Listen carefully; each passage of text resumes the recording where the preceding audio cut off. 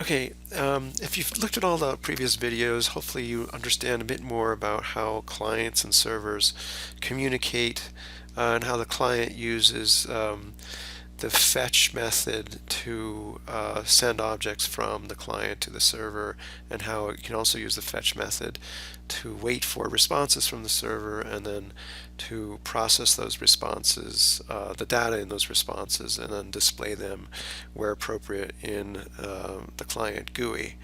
And then, of course, I've also showed you the API that you can use to create the particular requests and know what will be responded by the server when you make those requests.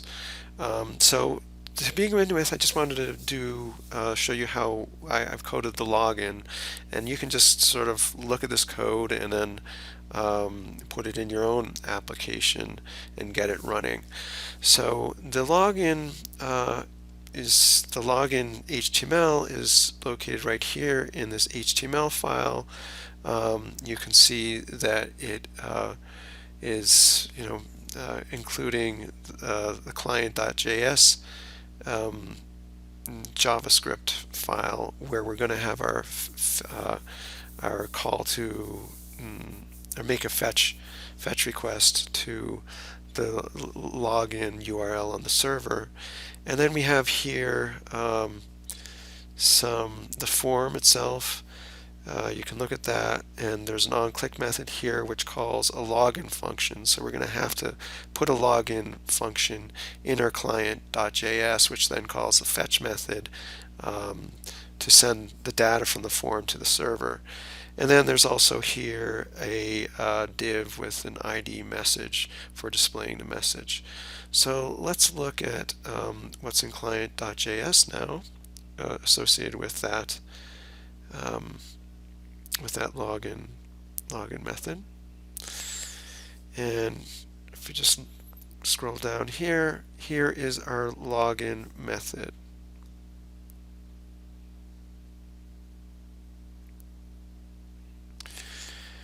And again, what I'm doing here is instantiating a user object, then populating that user object with values from the form, and then I post that user object to the server, and then right here in this line, and then I wait for a response from the server. And then based on that response, if you look at the API, it has a username attribute and a password attribute, and I can use those attributes to populate these particular elements, the inner HTML of these elements in the login form. And then in addition to that, I can also create a message.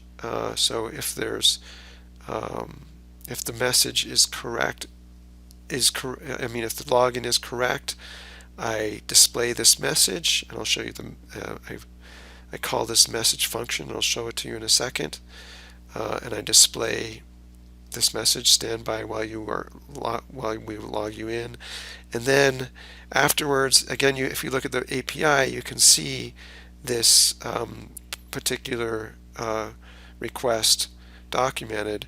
I then change the location of the page to this new URL, which will then display all of the books that the user then can use to shop.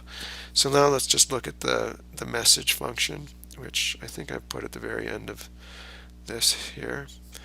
And the message function is this. You just pass in the message as a parameter, and then you use the message to populate the inner HTML of the message field. And it looks like you can also, after a little while, the message can be erased. Yeah, so right here I've defined an erase function, and then I'm calling it here with a set timeout so that the message is displayed for a little while, but after 3 seconds it disappears. So that's all you need in order to code the login functionality for this application. Again, well, you can just review this code and then put it in your own app.